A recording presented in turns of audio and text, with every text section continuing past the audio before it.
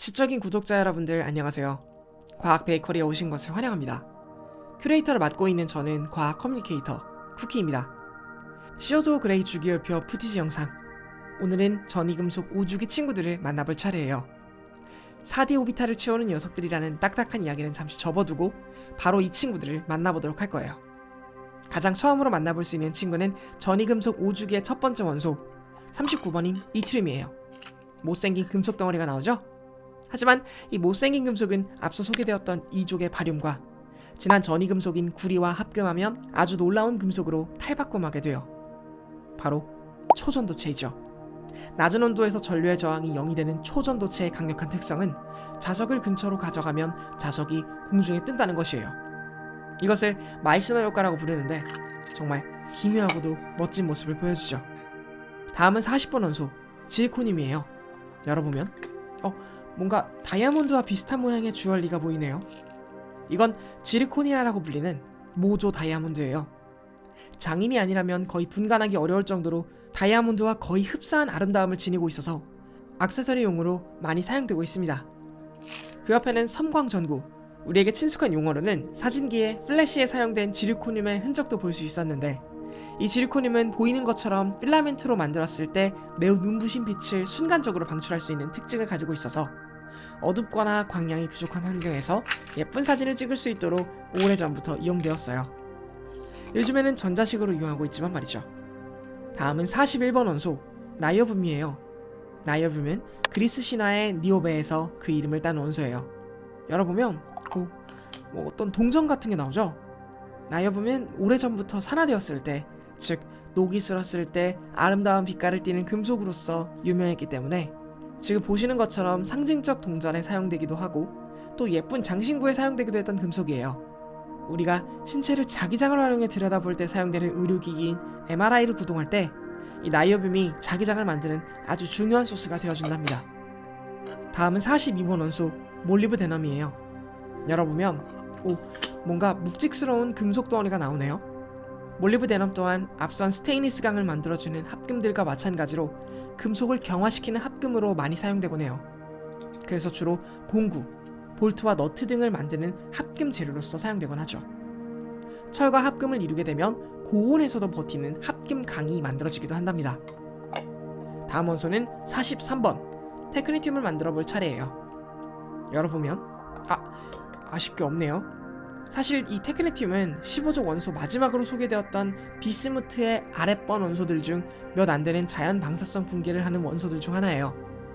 사실 이런 원소가 딱 두 개 있는데, 하나는 테크네튬, 다른 하나는 다음번 영상에서 소개할 61번 원소 프로메튬이죠.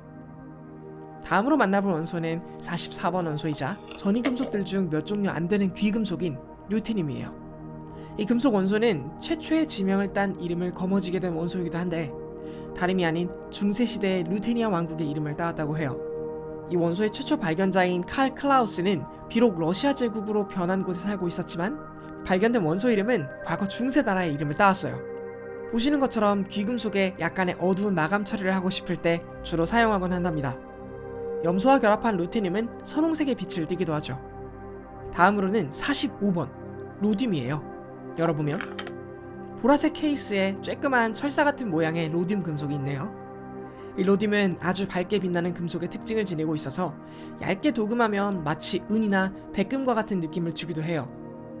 그런데 저 케이스 속 로듐은 솔직히 말해서 당초에 뭐에 쓰이는지 모르겠네요. 저걸 물어봤어야 하는데. 알 것 같은 시청자분들은 댓글에 남겨주세요. 다음으로 만나볼 원소는 46번 원소인 팔라듐입니다. 이 팔라듐은 앞에 로듐과 함께 촉매로 자주 이용하는 금속이기도 해요. 주로 자동차 배기구에서 발생되는 일산화탄소가 효과적으로 연소될 수 있도록 하여 매연을 감소시키는 역할을 수행하죠. 케이스 속 보이는 얇은 팔라듐 금속으로 알 수 있듯 팔라듐은 은박의 모습을 가지고 있어요. 그러나 은의 경우에는 저렇게 얇은 박으로 만들게 되었을 때 변색되는 특징을 가지고 있는 반면 이 팔라듐은 광택을 잃지 않고 계속 저 모습을 유지해주곤 하죠. 멋지죠?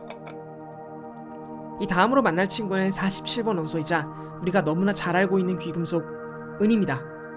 열어보면 아주 멋진 은 주개가 나오네요. 사실 은은 그 명성에 비해 가치가 높은 편은 아니에요. 왜냐하면 아쉽게도 은은 자연 상태에 오래 노출되면 변색되어 버리거든요. 아름다운 광택과 화려한 빛깔을 자랑하는 금과 2인자 자리인 은이 항상 대비된 이유가 바로 이 변색에 있어요. 그러나 은이 금보다 훨씬 유해한 부분도 존재하는데 바로 빛의 반사로서는 만약 은의 변색을 막을 수만 있다면 이 금속을 따라올 금속은 없을 정도라는 거죠. 그리고 아무리 2인자라고 하더라도 은하면 기본적으로 아름답고 예쁜 금속이라는 건 부정할 수 없는 사실이에요. 2등도 잘한 거거든요. 왜 두 번 말해주지? 다음으로 만나볼 원소는 5주기 전이 원소의 마지막 원소 카드뮴이에요. 열어보면 어우야, 아무것도 안 나올 줄 알았던 자리에 카드뮴 덩어리가 나오네요. 이 카드뮴은 몇몇 전이 금속들 중에서 나타나는 체내에 흡수되었을 때 치명적인 독소로 작용하는 위험한 녀석들 중 하나예요. 하지만 잘 사용하면 유용하게 쓸 수 있기 때문에 많은 곳에서 사용되고 있는데, 예를 들면 항공기의 볼트 도금제, 구식 충전지인 니켈 카드뮴 전지, 그리고 강렬한 노란 안료인 카드뮴 옐로우에 사용되었는데, 인상주의를 탄생시킨 화가로도 잘 알려진 모네가 좋아했던 이 안료뿐만 아니라 이 사람은 기이하게도 좋아했던 안료가 전부 강한 독성을 가진 녀석들이었어요. 그럼에도 모네가 장수했다는 사실은 좀 놀라울 따름이네요. 이렇게 해서 오늘은 5주기의 전이금속들 39번부터 47번까지의 원소들을 들여다보았어요. 다음 영상에서는 드디어 전자들의 방이 하나 더 늘어나 탄생한 기묘한 위치의 원소들, 그래서 주기율표상 특정한 종족이라고 불리는 이종족들 중 하나인 란탄족 원소들을 만나볼 예정이에요. 기대해주세요. 쿠키의 과학 베이커리 속 모든 영상은 제가 직접 촬영한 영상들로 구성되어 있습니다. 바쁜 일상 때문에 쉽사리 찾아보기 힘들었던 소소한 과학 이야기를 듣고 싶으신 분들께서 가볍게 들으며 즐기실 수 있는 것은 물론 과학 크리에이터로서 활동하기를 희망하는 모든 분들, 수업 자료가 필요하신 학교 선생님들, 그리고 과제 등에 활용할 초, 중, 고 대학생 모두가 출처만 밝혀주신다면 자유롭게 2차 편집 등으로 활용 가능하실 수 있도록 제공하고 있습니다. 과학 관련 푸티지 영상이 필요하신 모든 분들이 자유롭게 활용할 수 있는 플랫폼이 되었으면 좋겠습니다. 이 채널의 큐레이팅이 유익하셨다면 좋아요와 구독, 그리고 알람 설정도 잊지 말아주세요. 큐레이터를 맡은 저는 쿠키였습니다.